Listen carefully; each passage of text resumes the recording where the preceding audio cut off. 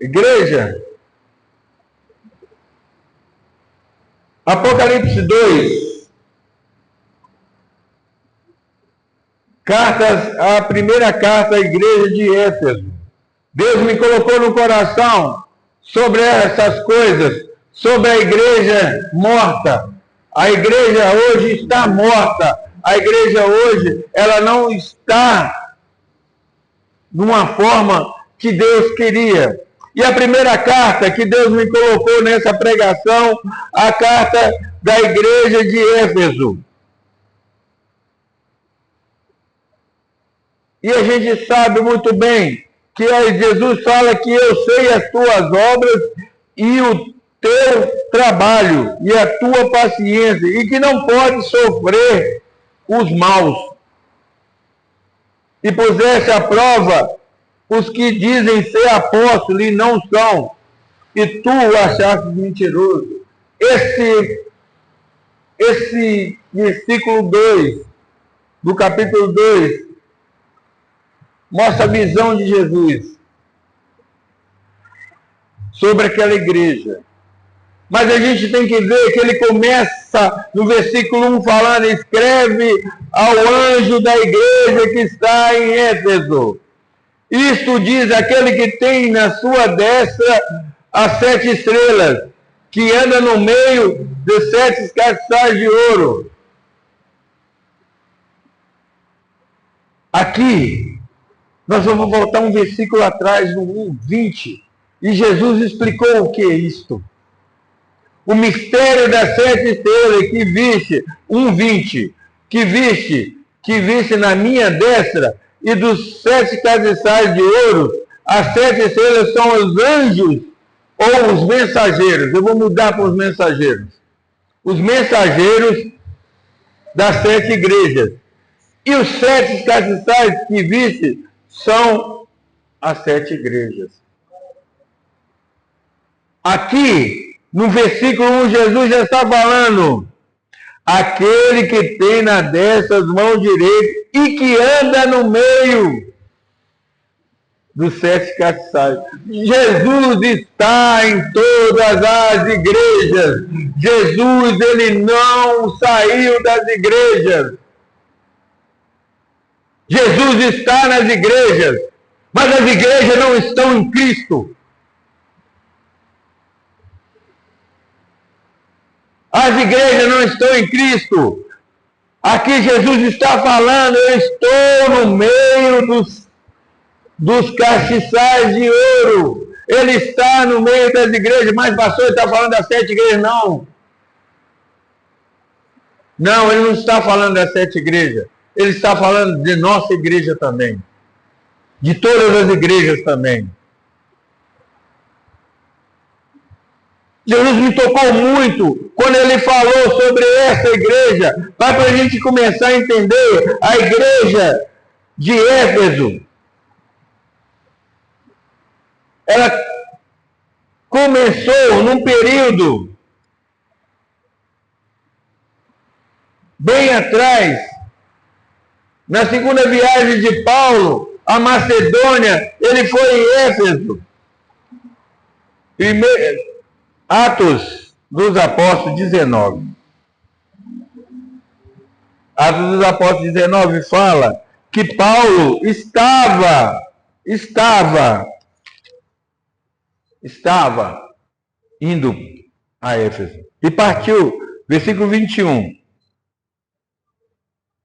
Antes despediu dizendo: quando Deus outra vez voltarei a vós. E partiu de Éfeso. Paulo já estava em Éfeso. Paulo começou a abrir igreja em Éfeso. E essa igreja, Paulo foi com Priscila e Áquila para essa igreja, a começar a um ministério nessa igreja. Paulo entrou dentro das sinagogas em Éfeso. Aí na igreja de Éfeso, que Priscila e Áquila pregou o Cristo verdadeiro a Apolo, um judeu de Alexandria, que falava sobre o batismo, mas não entendia sobre Cristo. E eles falaram Também na terceira viagem, Paulo volta a Éfeso, fica em Éfeso 3 anos pregando e debatendo junto com o pessoal da sinagoga, os judeus. Paulo também, naquela igreja, naquele local em Éfeso, Paulo havia entrado também em dissensões, porque alguns ficaram com ciúme da palavra e começaram a discernir, a discutir com Paulo. E Paulo, mesmo assim, saiu. E quando estava preso, escreveu a carta de Éfeso. E a carta de Éfeso é uma carta que Paulo começa a ensinar de novo a eles, a lembrar a eles que a salvação é pela graça, que os gentios e os judeus são unidos pela cruz de Cristo.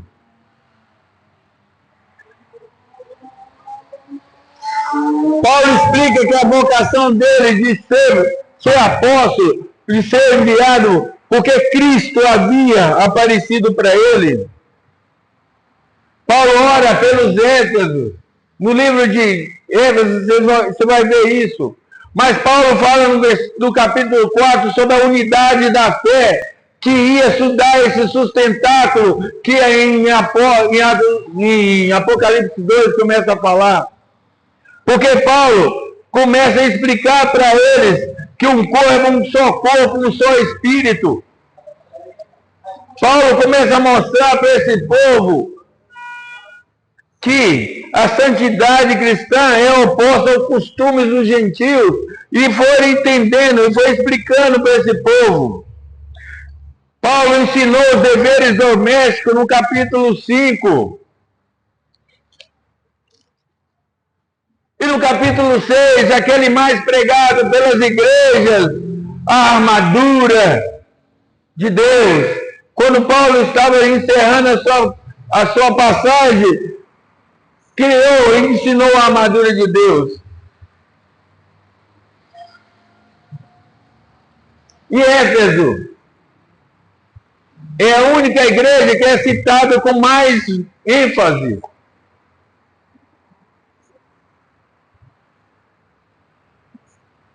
Mas agora, nós vemos que essa igreja, no período de João,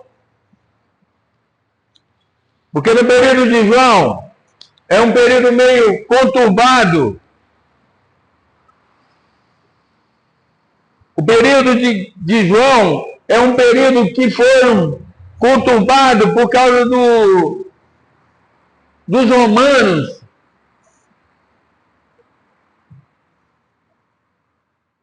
Por causa de Nero, em 54, ele assumiu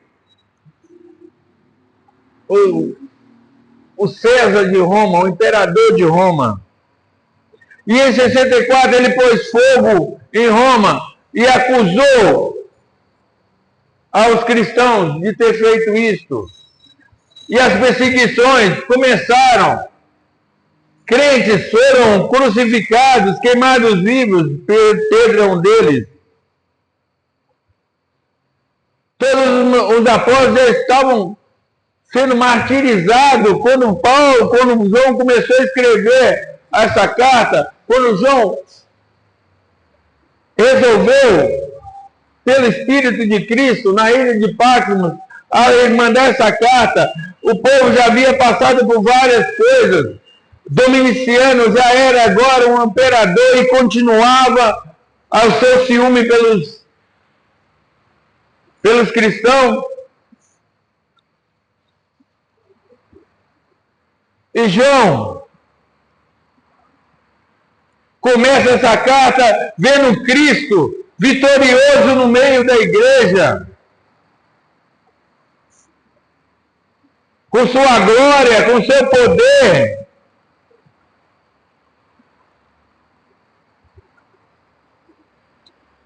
E o problema é que essa caminhada de Cristo é uma caminhada de avaliação.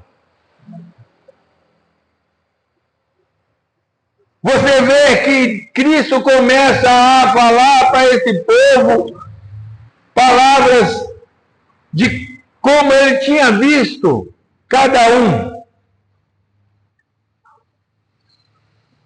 Como ele via a cada um da igreja.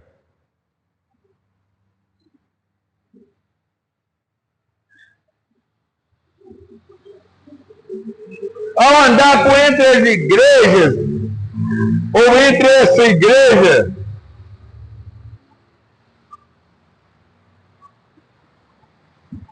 coisas que atraíam Jesus. Mas tinha coisa que Jesus também não via e não gostava. Nós vemos que coisas que acontecem na igreja de Éfeso, apesar de que eles, com essa força toda que eu te expliquei, como a igreja foi firmada por Paulo, por Priscila, por Áquila,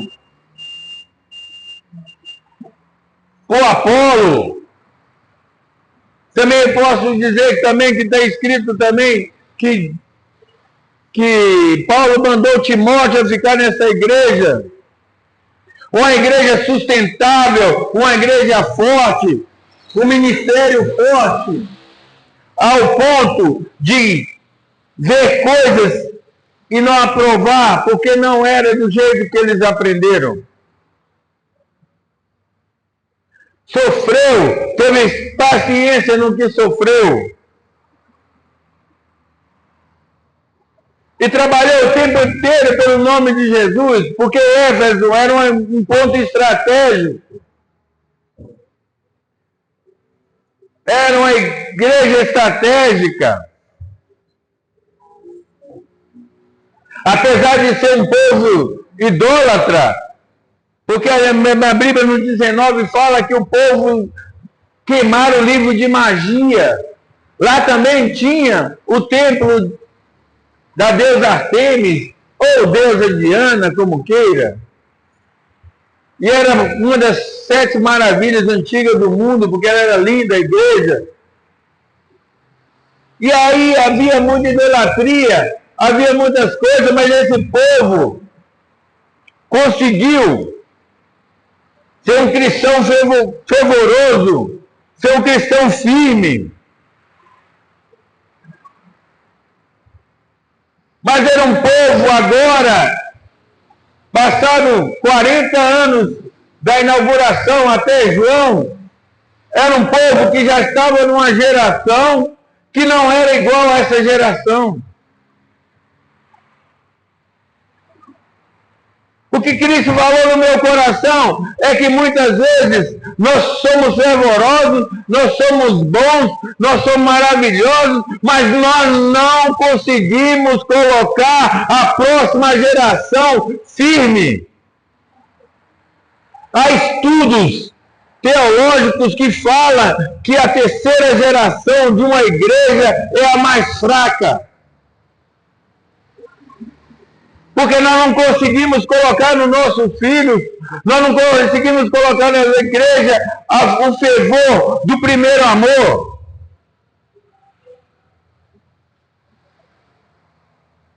Mas por que isso? Uma igreja que tinha tudo, mas não tem mais agora amor.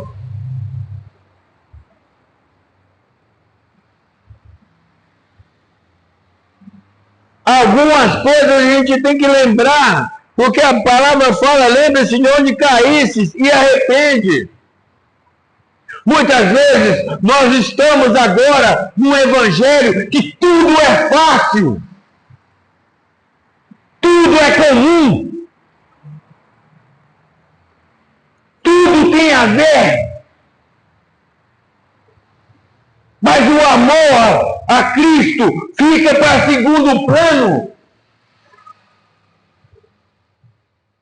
Nós vemos igrejas hoje que é muito fácil gritar e falar, fazer jargões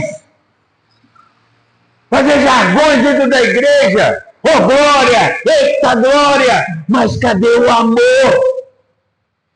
Jesus, ele não anda dentro da igreja de uma forma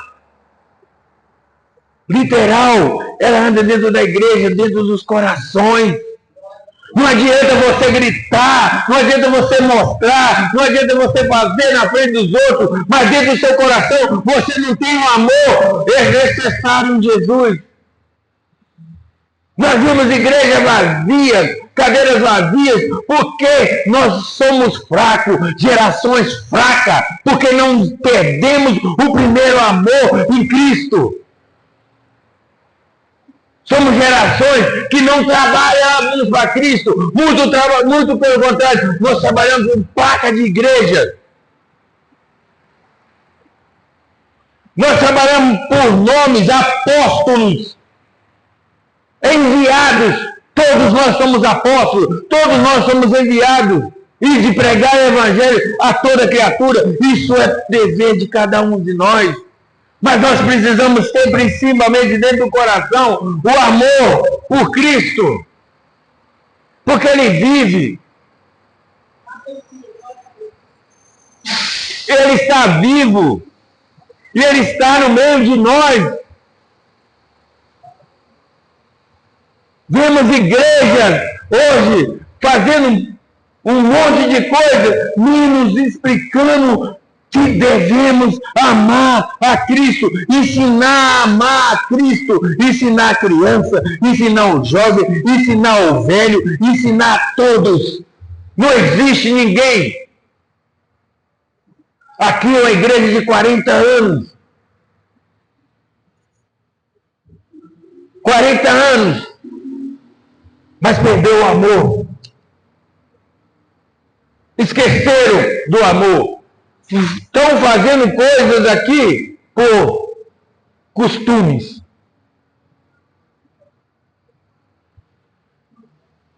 Jesus não quer isto. Ele quer uma igreja que ama ao próximo, que ama a Ele, que ama a Deus, mas seja uma igreja que não precisa procurar nada, que além do mais tem que ser amor. A palavra fala que Paulo, quando esteve em Éfeso, no capítulo 19 de Atos, fala que Paulo fez muitos milagres, porque Paulo amava, porque Paulo tinha Cristo no coração. Mas nós não estamos amando a Jesus de uma forma que a gente ama. É muito fácil falar assim, hoje eu não vou na igreja porque, hoje é culto não sei de quê. Hoje eu não vou na igreja porque eu tenho um problema do meu filho. Eu não vou na igreja porque, eu estou cansado. Hoje eu não vou na igreja porque está chovendo. Não vou na igreja porque está ventando. Não vou na igreja porque a igreja é quente. Você está olhando para a igreja, mas não está olhando e não está amando a Cristo. Você está largando a Deus por coisas que você está achando necessário e Ele está no meio de você. Ele está no meio de você, te analisando e te vendo. E você acha que você tem alguma coisa? Não. Você não tem nada. Você pode até aborrecer as obras dos nicolaítas, que eram pessoas com outras doutrinas. Você não pode até aceitar a doutrina, mas você está esquecendo de uma coisa. Você está esquecendo de amar. Você está largando a Cristo. Você está deixando a Cristo.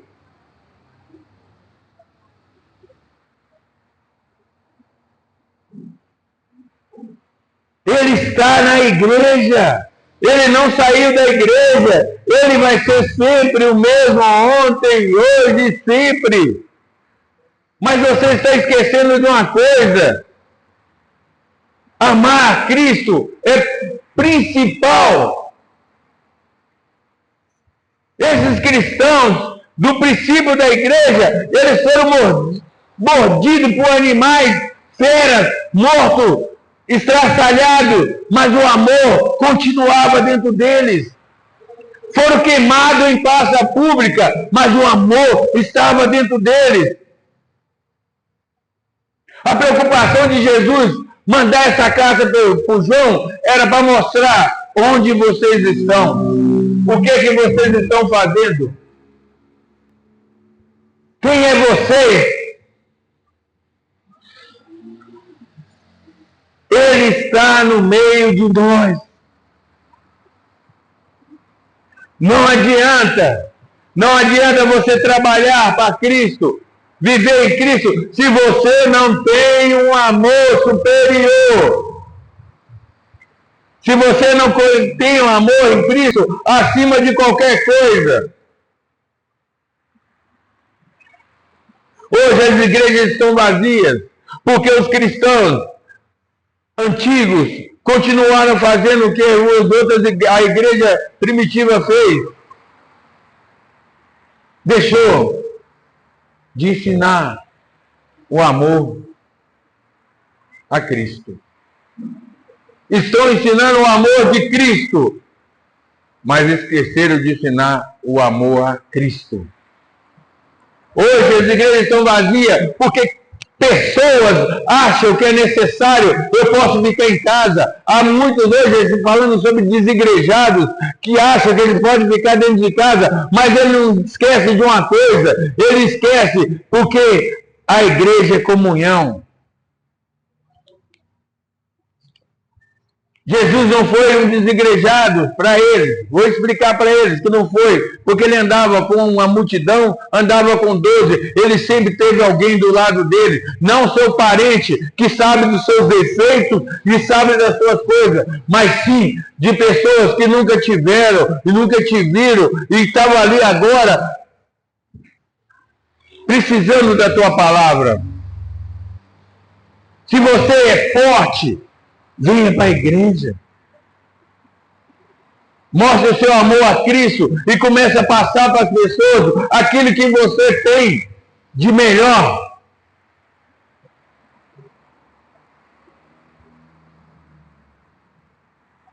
Hoje, nós vemos que as igrejas estão fracas. A igreja ela pode ter 300 membros, mas ela é uma igreja fraca, porque não vê o amor de Cristo. Jesus manda primeiro a gente voltar atrás. Olhe aonde caíste. Onde foi que você largou o amor de Cristo? Por causa de filhos? Por causa de amigos? Por causa de doença? Por causa de pastor? Por causa de colega de igreja? Você caiu para Cristo. Porque você está olhando não é Ele. Você não está amando Ele.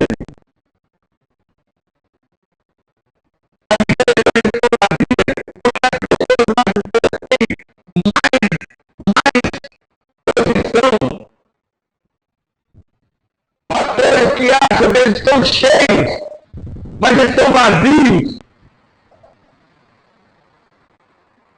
Igrejas que acham que estão cheias de pessoas vazias. Pessoas que acham que botar um talent, uma coisa que é judaica, coloca no cabelo, tem muito espírito. Não é isso. Você tem espírito. Quando você tem muito amor em Cristo, no seu coração, porque ali Ele está.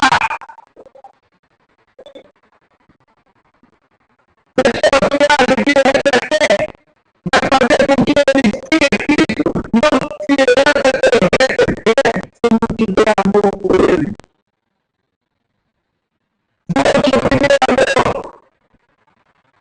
Volte a amar Jesus de uma forma sobrenatural. Toma a sua cruz.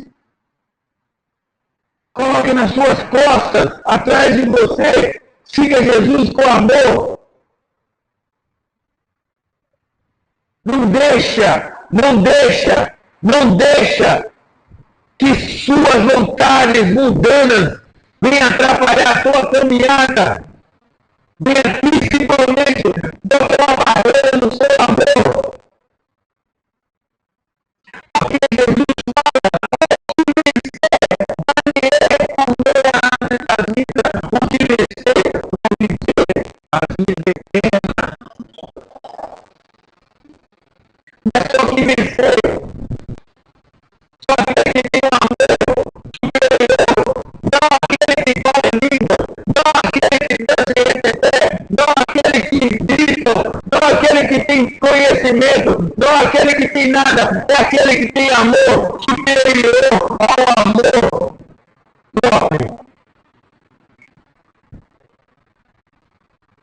Hoje vemos pessoas mais dentro da igreja pedindo pela